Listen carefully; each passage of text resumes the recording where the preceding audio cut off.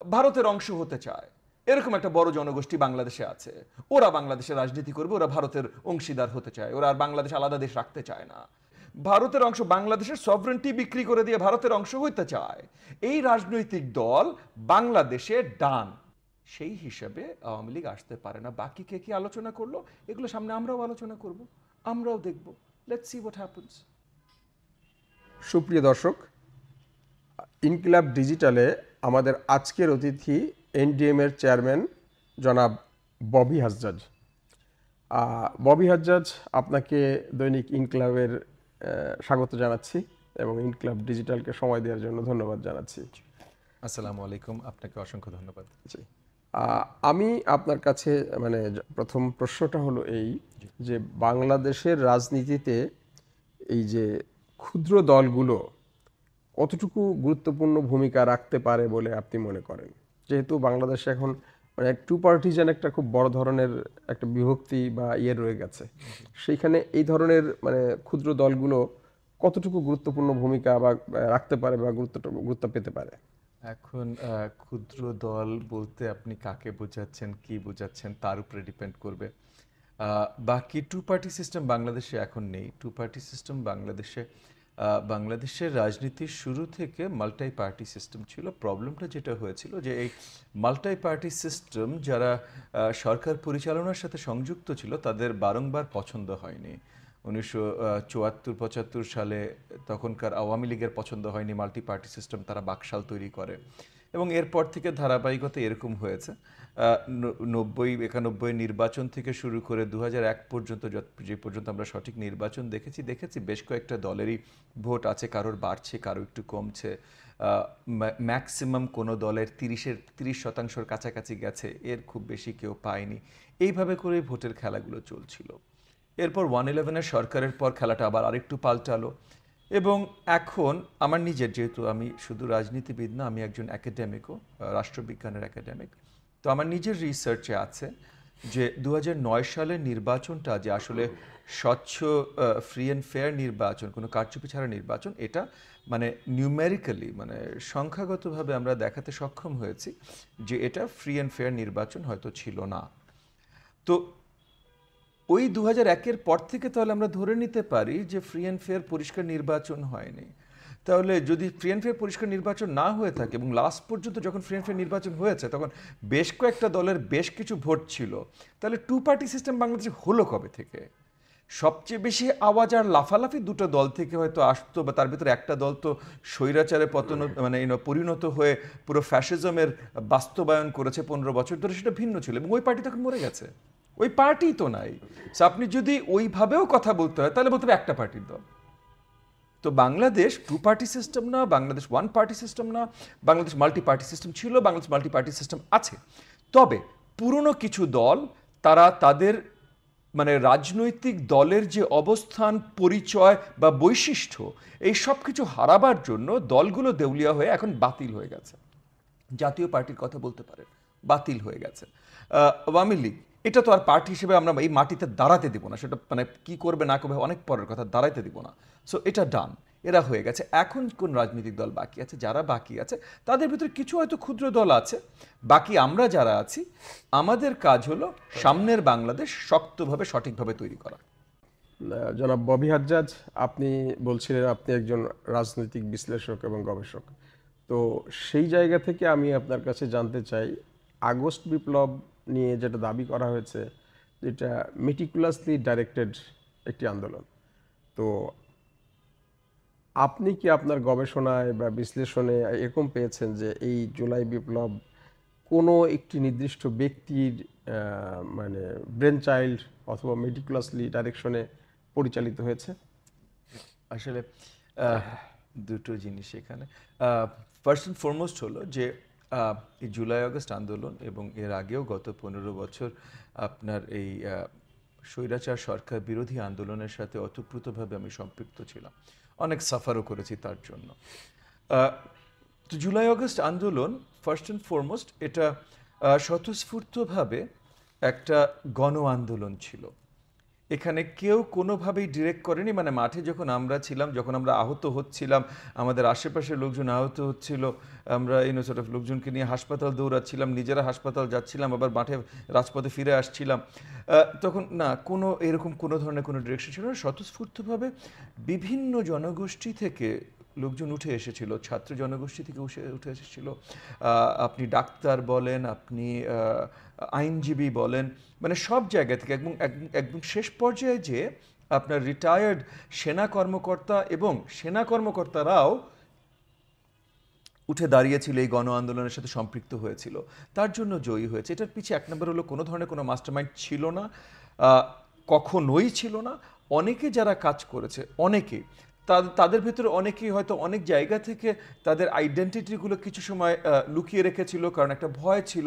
আওয়ামী লীগের আমলে তো একটা ভয় ছিল না যে গুম খুনে, যে আপনি মনে করেন জুলাইয়ের 19 তারিখ থেকে আপনার জুলাইয়ের 25-26 তারিখ পর্যন্ত আমি নিজেই আত্মগোপনে ছিলাম, কারণ 18, 19, 20 সবাইকে অ্যারেস্ট করা শুরু করলো। তো এর মধ্যে প্রত্যেক দিনই আমরা রাজপথে ছিলাম। আমি কয়েকবার আহত হয়েছি, আমার সাথে আমার অনেক সহকর্মীরা আহত হয়েছেন। সো যখন নূর, তারপর পার্থ, তারপর আরও অনেককে, পরে একটা সময় যে মঞ্জু সাহেব এবি পার্টির, এরকম অনেককে যে অ্যারেস্ট করা শুরু হলো, তখন আমরা সবাই সম্মিলিতভাবেই একটা ডিসিশনে এসেছিলাম যে আমাদের আত্মগোপনে যাওয়াটা প্রয়োজন, মানে কর্মকাণ্ড আত্মগোপন থেকে, বাড়ি থেকে না আর কি, যতখানি করা সম্ভব। সো এই সব জিনিসগুলো আমরা সাফার করেছি, এবং আমরা যখন যারা সাফার করেছি আমরা সবাই জানি ভাই কে কোথায় কিভাবে পাগলের মতো দৌড়াচ্ছিল, কে কিভাবে কোথায় কাকে কাকে সহযোগিতা করতে চেষ্টা করছিল। মাস্টার মাইন্ডের কোনো প্রশ্নই ওঠে না, কোনো জায়গাই ছিল না এই জিনিসগুলো। এগুলো পরে যে আলোচনায় কে কি বলেছে, কে কি করেছে, এটা বাতিল করেন। আর দ্বিতীয়, আপনি যদি বলেন যে বিশ্লেষণের জায়গা থেকে, একটা বলো আমি বিশ্লেষক বলিনি, আমি একজন অ্যাকাডেমিক্স, আমি রাষ্ট্রবিজ্ঞানের আপনার একজন গবেষক। তো ওই গবেষণার জায়গা থেকে যদি আমি আপনাকে বলি যে আজ পর্যন্ত বিশ্বের কোথাও কোনো সফল বা অসফল বাট বড় মাপের কোনো গণ আন্দোলন কোনো ধরনের মাস্টার মাইন্ডের মাধ্যমে, কোনো ধরনের সেন্ট্রাল ইনস্ট্রাকশনস বা সেন্ট্রাল রোড ম্যাপের মাধ্যমে হয়নি। সেটা আপনি বলশেভিক আন্দোলন বলেন, সেটা আপনি চায়নার কমিউনিস্ট আন্দোলন বলেন, যেই আন্দোলনের নামই বলেন, কোনোটাই সেন্ট্রালাইজভাবে হয় না। যেটা ইউজুয়ালি হয় যে কোনো একটা নেতৃত্বের দিকে তাকিয়ে, যেমন আমাদের স্বাধীনতা আন্দোলনও, মানে 71-এর আন্দোলন বলেন, আমাদের স্বাধীনতা আন্দোলন কোনো একটা নেতৃত্বের দিকে তাকিয়ে এই আন্দোলনটা হয়তো অনেক সময় বেশি বেগ পায়, আবার অনেক সময় যে কোনো সেন্ট্রাল নেতৃত্বর চেহারাও থাকে না। সো ওয়ান্স আন্দোলনটা সাকসেস বলে জয়লাভ করে, তখন ওই জয়টাতে কাউকে ঘরে তুলতে হবে। সো এই যে জয় ঘরে তোলা, যেমন এই যে জুলাই আগস্ট আন্দোলনে জয় ঘরে তোলার জন্য আমরা কাকে নির্বাচিত মানে আমরা কাকে চুজ করে রিকোয়েস্ট করে দেশে নিয়ে আসলাম? নোবেল বিজয়ী, অত্যন্ত স্বনামধন্য ডক্টর মোহাম্মদ ইউনূস। উনি তো আন্দোলনের অংশ ছিলেন না। এগেন, মানে আমি এটা ওনাকে ছোট করে কথা বলছি না, আমি বলছি যে উনি এই হাসিনা সরকারের দ্বারা আপনার অত্যাচারিতদের ভেতরে তালিকা একদম উপরের দিকে ছিলেন। আমরা যেমন রাজনৈতিক কর্মী হিসেবে, মাঠের রাজনৈতিক কর্মী হিসেবে আমরা তালিকায় অনেক উপরের দিকে ছিলাম, আমাদের কথায় কথায় ধরে নিয়ে যেত, অনেক ধরনের অত্যাচার আমাদের উপরে হয়েছে। তেমনি রাজনৈতিক কর্মী না হয়েও বিশাল আকারে অত্যাচারের সম্মুখীন হয়েছেন কিন্তু ডক্টর মোহাম্মদ ইউনূস। এবং সো ডক্টর মোহাম্মদ ইউনূসের ওনার অভিজ্ঞতা, ওনার জ্ঞান, বিশ্বব্যাপী ওনার সম্মান, এই সবগুলোর মাপকাঠির কারণেই আমরা সবাই এক গলায় এক আওয়াজে মেনে নিলাম যে আমরা তাকে চাই নতুন সরকার প্রধান হিসাবে। সো তাহলে ওই যে সেন্ট্রাল ইউনিটটা আসলো কখন? আপনার এই আন্দোলনটা শেষ হয়ে যাওয়ার পরে, আন্দোলনের বিজয় চলে এসেছে, তারপর এটা সেন্ট্রালাইজড হলো। সেন্ট্রালাইজড কার মাধ্যমে হলো? ডক্টর মোহাম্মদ ইউনূসের মাধ্যমে, যিনি এই আন্দোলনের রাজপথের অংশীদার ছিলেন না। সো আন্দোলন এইভাবে হয় ভাই, আন্দোলন কখনো কোনো সেন্ট্রাল কোনো মাস্টার মাইন্ড এগুলো হয় না। তারপর কেউ না কেউ কিছু হয়তো প্রচার করতে চায়, নিজেকে বড় করতে চায়, বা অনেক সময় অনেকে ভুলও বুঝতে পারে। আপনি একটা যুদ্ধের মধ্যে ছিলেন না, আপনি যুদ্ধের পরে এসেছেন। যেমন মনে করেন 71-এর কথাই যদি বলি, আমি শেখ মুজিব 72 সালে 16 ডিসেম্বরের পর 72 সালে যখন ফেরত আসলো, তখন শেখ মুজিব তার কোনো আইডিয়াই নেই কে কোথায় নেতৃত্ব দিয়েছে, কি করেছে না করেছে। সো তখন যদি আপনি শেখ মুজিবকে জিজ্ঞেস করেন কে, না না নিশ্চয়ই আমিই মাস্টার মাইন্ড ছিলাম। সো ওই মাস্টার মাইন্ড না, এগুলো এইভাবে কাজই করে না। যেহেতু এই আন্দোলনটা ছিল ফ্যাসিবাদ বিরোধী আন্দোলন, এবং ফ্যাসিবাদ বিরোধী আন্দোলনে বিভিন্ন রাজনৈতিক দল নানাভাবে 15 বছরে নির্যাতিত হয়েছে, আন্দোলন করেছে, আন্দোলন করে তারা অনেক সাফার হয়েছে। কিন্তু আন্দোলনের পরে আবার দেখতে পেলাম সেই 1-11-র মানে যেই চিন্তাভাবনা, -2, -3, -4 বা -many, এই আলোচনাটা চলে আসলো। তো এইটা কেন আসলো? মানে এটা তো একটা গণতান্ত্রিক আন্দোলনের অংশ, কিন্তু এই গণতান্ত্রিক আন্দোলন সফল হওয়ার পরে বিরাজনৈতিক আন্দোলন এর চিন্তা ভাবনা আমাদের ভিতরে কেন অনুপ্রবেশ করলো? দেখেন, এই প্রথমত যে কথাটা আপনি বলেছেন সেটা যে বড় দাগে সত্য তা না, তবে আবার কথাটাতে যে সত্যতা নেই তাও না। যে কিছু প্রচেষ্টা বা অপচেষ্টা অনেক সময় চলে রাজনীতিকে কন্ট্রোল করবার জন্য। রাজনীতি জিনিসটা বা পলিটিক্স জিনিসটা যে জনগণের, মানে পার্টি কারোর হতে পারে বা কোনো গোষ্ঠীর হতে পারে, বাট রাজনীতি এই পুরো প্রসেসটা এটা জনগণের, জনগণের হাত থেকে তুলে নেওয়ার কোনো ক্ষমতা কারণ নাই। তো ওই যে -2 নিয়ে কিছু আলোচনা আমরাও গত কয়েক মাস একটু শুনেছিলাম। এই ধরনের -2 তো আর বলতে কিছু নাই, কারণ আওয়ামী লীগ বাতিল, এটা ডান। তো এখন যে মাইনাসের বা আলোচনা, এগুলো আসলে কোথা থেকে আসে এটার একটু, যদি এসে থাকে তাহলে কোথা থেকে আসে বা আসতে পারে এটা একটু চিন্তার দরকার আছে। দেখেন, আমাদের দেশে অনেক পর্যায়ে যে জিনিসটা আমরা দেখি যে এলিটস, মানে আপনার শহর ভিত্তিক শিক্ষিত এবং কামাইয়ের হার, মানে যেটা সোশিও ইকোনমিক স্টেটাস বলি আমরা, এই সোশিও ইকোনমিক স্টেটাস হিসাবে যাদেরকে আমরা এলিট ধরি, এই এলিটের সংখ্যাটা ছোট, জনগণের সংখ্যা অনেক বড়, এবং তারা এই সোশিও ইকোনমিক ল্যাডার এখনো ক্লাইম্ব করতে পারেনি। তো বৃহত্তর জনগণ কি চিন্তা করে আর এই ছোট এলিট সেকশন কি চিন্তা করে, এটার ভিতরে একটা বড় দাগে পার্থক্য রয়ে যায়। এবং এলিট সমাজের অনেক জায়গায় আমরা দেখেছি যে একটা ভুল ধারণা থাকে তাদের শিক্ষাগত যোগ্যতার জন্য, তাদের অর্থসামাজিক অবস্থানের জন্য। তারা অনেক সময় এরকম একটা তাদের ভিতরে একটা অনুভূতি বিরাজ করে যে তারা জনগণের ভালো, জনগণের থেকে বেটার বোঝেন, কারণ তাদের শিক্ষাটা আছে। তারা হয়তো বুয়েটে গেছে, তারা হয়তো ঢাকা বিশ্ববিদ্যালয়ে গেছে, বা তারা হয়তো বিদেশি কোনো বিশ্ববিদ্যালয়ে গেছে, তারা কয়েক লাখ টাকার চাকরি করে বা ব্যবসা করে কোটি টাকার।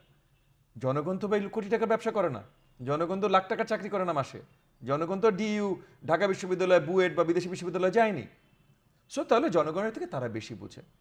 এইটা একদম ফার্স্ট, একদম শুরুতেই গণতন্ত্র সবচেয়ে বড় বিরোধী শক্তি হলো এইটা, যে আপনি যদি মনে করেন যে জনগণের কি দরকার, জনগণের কি প্রয়োজন, এটা জনগণের থেকে আপনি বেশি বুঝেন। এখানে আমি এক মুহূর্তের জন্য বলছি না কিন্তু আমি জনগণের কি দরকার সেটা বেশি বুঝি না। আমার প্রশ্নটা হলো এই, আপনি খুব কনফিডেন্টলি বললেন যে Awami League finished, it's done, but বাংলাদেশের বাস্তবতায় এখনো আওয়ামী লীগের একটি নির্দিষ্ট ভোট গোষ্ঠী রয়ে গেছে। না। তো এই না না না না না না না না না দেখেন, শুনুন আমি আপনাকে একটা কথা বলি। হ্যাঁ, আওয়ামী লীগের এক সময় একটা ভোট গোষ্ঠী, একটা ভোটার বেস ছিল, ভালো কথা। আজকে যদি আওয়ামী লীগ সঠিকভাবে রাজনীতি করতে পারতো তাহলে আজকেও হয়তো কমে যেও একটা ভোটার বেস থাকতো। আমরা হলো লিবারেল ডেমোক্রেসি। গণপ্রজাতন্ত্রী বাংলাদেশ সরকারের পিছে বিশ্বাসটা হলো লিবারেল ডেমোক্রেসি। লিবারেল ডেমোক্রেসি মানে কি? লিবারেল ডেমোক্রেসির একদম একদম প্রপার সংজ্ঞা আছে। প্রপার সংজ্ঞা হলো যে বেসিক কিছু রাইটস আছে প্রত্যেকটা নাগরিকের, যে রাইটগুলো তুমি খর্ব করতে পারবে না। সেই রাইটের বিরুদ্ধে যদি তোমার বিশ্বাস থাকে, সেই রাইটগুলোর বিরুদ্ধে, সেই অধিকারের বিরুদ্ধে যদি তোমার কর্মকাণ্ড থাকে, সেই অধিকারের বিরুদ্ধে যদি তুমি বারংবার দাঁড়িয়ে থাকো, তাহলে ওই লিবারেল ডেমোক্রেসির অংশীদার তুমি হতে পারবে না। আপনি আজকে বলতেই পারেন যে ভারতের অংশ হতে চায়, এরকম একটা বড় জনগোষ্ঠী বাংলাদেশে আছে, ওরা বাংলাদেশে রাজনীতি করবে, ওরা ভারতের অংশীদার হতে চায়, ওরা আর বাংলাদেশ আলাদা দেশ রাখতে চায় না। এটা হতেই পারে। এরকম ভোট দিলে হয়তো দেখা যাবে 2-4 হাজার বা 2-4-5 লাখ ভোট হয়তো এখানেও গেছে। জাস্ট বিকজ 2-4-5 লাখ ভোট আছে বলে ভারতের অংশ, বাংলাদেশের সভরেন্টি বিক্রি করে দিয়ে ভারতের অংশ হইতে চায়, এই রাজনৈতিক দল বাংলাদেশে ডান, এটা বাংলাদেশে দাঁড়াবে না। এটার ভোটকে দিতে চায় না দিতে চায়, এটা ইমমেটেরিয়াল, এটা ইররেলেভেন্ট, এটা আলোচনার টপিক না। আমি কি আমার পয়েন্টটা ক্লিয়ার করতে পেরেছি? সো এই একইভাবে এই লিবারেল ডেমোক্রেসির বিরুদ্ধে যে দাঁড়াতে চায়, সে বাংলাদেশের রাজনীতির অংশীদার হতে পারে না। তার ভোট 2টা থাক 10টা থাক, doesn't matter. The point is liberal democracy. আজকে যদি বাংলাদেশের 18 কোটি জনগণ যদি 10 কোটি ভোট দেয়, ভোট দিয়ে বলে বাকি 8 কোটিকে মেরে ফেলো, ডেমোক্রেসি তো। আপনি বলবেন আরে ভোটে জিতেছে, বাকি 8 কোটিকে মেরে ফেলো, এটা কি acceptable? It's not. The definition, সংজ্ঞা লিবারেল ডেমোক্রেসির ভেঙেছে আওয়ামী লীগের কর্মকাণ্ড, আওয়ামী লীগের বিশ্বাস। ওদের ভোট কত আছে এটার আলোচনাই তো আমি এখন আর যাব না। আমি বিশ্বাস করি ওদের ভোট নাই, বাট দ্যাট ইজ নট, মানে এটা আলোচনার বিষয়ই না। বিষয় হলো ওরা কে, ওরা দেশের রাজনীতিতে কোথায় দাঁড়া করিয়েছে দেশের রাজনীতিকে, ওরা জনগণের কি কি ভাবে ক্ষতি করেছে এই দল। এবং এটার এমন না যে এটার বিশ্বের ইতিহাসে এক্সাম্পলস নেই। আপনি 40-এর দশকে যদি জার্মানিতে যান, এক্সাম্পল আছে German socialist party, the Nazi party. Nazi party তো ভাই ভোটে জিতে তো ওরা সরকারে আসছে। চ্যান্সেলর তো মাগনা হয়নি হিটলার, হিটলার তো ভোটে জিতে চ্যান্সেলর হয়েছে। ঠিক আছে, ওই ভোটে অন্য কর্মকাণ্ড ছিল, এটার বড় আলোচনায় যাব না। মুসোলিনি ইটালিতে তো মাগনা তো মুসোলিনি ইটালির নেতা আমি হয়নি। বাংলাদেশের প্রেক্ষাপটে যদি ফিরে আসি, প্রেক্ষাপট এবং ইতিহাস মিলিয়েই বলছি ভাই, যে যেই জায়গাটায় আপনি বারংবার ফ্যাসিজম দ্বারা করাবেন, যেই জায়গাটায় লিবারেল ডেমোক্রেসিকে আপনি একদম গলা চিপে, মানে কি বলে, মাটিতে ফেলে বুকের উপরে পা রেখে দুজনকে দিয়ে গলা আপনি কি করে না জবাই করাবেন লিবারেল ডেমোক্রেসির, তারপর বলবেন ওই পার্টি এই মাটিতে আবার দাঁড়াবে, এই আলোচনা ভাই আর কারোর সাথে করেন, আমার সাথে না। এবং এটা আমি বক্তৃতার আকারে বলছি না, আমি লিগালি ফাইট করব, আমি রাজপথে ফাইট করব, এইটা হবে না। এটা আলোচনার জায়গা না যে আরো 10টা ভোট আছে, এটা আলোচনার জায়গা না। আপনি যদি আমাকে বলেন যে বাংলাদেশে 17 কোটি ভোট দিয়েছে 1 কোটিকে খুন করার জন্য, ওই 17 কোটির বিরুদ্ধে আমি দাঁড়াবো। It doesn't work this way. So এই যে আওয়ামী লীগকে নিয়ে কথা, যে না আওয়ামী লীগের ভোটার আছে ওরা ফেরত আসবে, না ভাই, 1 কোটি লোককে মারবে, এর জন্য 17 কোটি ভোটার থাকলেও সেটার বিরুদ্ধে দাঁড়াইতে হবে। এছাড়া আপনি লিবারেল ডেমোক্রেসিতে রাজনীতি করার আপনার কোনো অধিকার থাকতে পারে না। আচ্ছা, তাহলে আমি যদি আর একটু ক্লিয়ার হতে চাই আপনার এই জায়গাতে, সেটা হলো যে আওয়ামী লীগের যে একটা, যেহেতু আমরা আগামী নির্বাচন, বর্তমান সরকার বলছে তারা একটি সুন্দর, সুষ্ঠু এবং আন্তর্জাতিক মানের নির্বাচন করবে, এবং সেই নির্বাচনটাতে মানে সব জনগণের একটা ইনক্লুসিভ ইলেকশন হবে। তো সেইখানে আওয়ামী লীগের এই যে একটা ভোট অংশ, তাদেরকে মাইনাসে রেখে, আমার লাস্ট কথাটা ভালো করে বুঝেননি ভাই, আমি আবার পরিষ্কার করছি। আপনি আমার লাস্ট কথাটা ভালো করে বুঝেন না, আমি আবার পরিষ্কার করছি। আজকে যদি 17 কোটি লোকও ভোট দিতে চায়, আপনি ইনক্লুসিভ নির্বাচন করবেন, ইনক্লুসিভ নির্বাচনের 17 কোটি অংশ তারা ভোট দিতে চায়, আমি 1 কোটিকে খুন করতে চাই, এই ভোট কাউন্ট করবেন আপনি? আওয়ামী লীগের কোনো ভোট নাই, আওয়ামী লীগের বাংলাদেশে রাজনীতি করার অধিকার নাই। সো এই আলোচনাটা আপনি যান নুরেমবার্গ ট্রায়ালসের পরে যে একটা টাইম মেশিন না, নুরেমবার্গ ট্রায়ালসের পরে যে আপনি আমরা সরকারের কিছু উপদেষ্টাদের দেখলাম সরকারের কোন উপদেষ্টা রাজনীতি করতে আহ্বান জানাচ্ছে, সরকারের কোন উপদেষ্টা আওয়ামী লীগ নিয়ে কি বলেছে? ইররিলেভেন্ট। সরকারি উপদেষ্টাদের কথা শুনে জুলাই আগস্ট আমরা গুলি খাই নাই। সরকারের কোন উপদেষ্টা কি বলেছে? ইররিলেভেন্ট। সরকারি উপদেষ্টাদেরকে আমরা বসিয়েছি। এখানে আমি একা বড়াই করে বলছি না, বলছি আমরা। তো আপনারা বসানোর পরে আপনাদের বসানো উপদেষ্টারা আবার যদি আওয়ামী লীগকে রাজনীতিতে আসার আহ্বান জানায়, অন্য বড় রাজনৈতিক দলগুলো আওয়ামী লীগকে ক্ষমা করে দেওয়ার কথা বলছে, না আমি আপনাকে বলছি একটু ওনার সেকেন্ড, সবাই তার মতো করে কথা বলতে পারে, সবাই, সবার অধিকার আছে।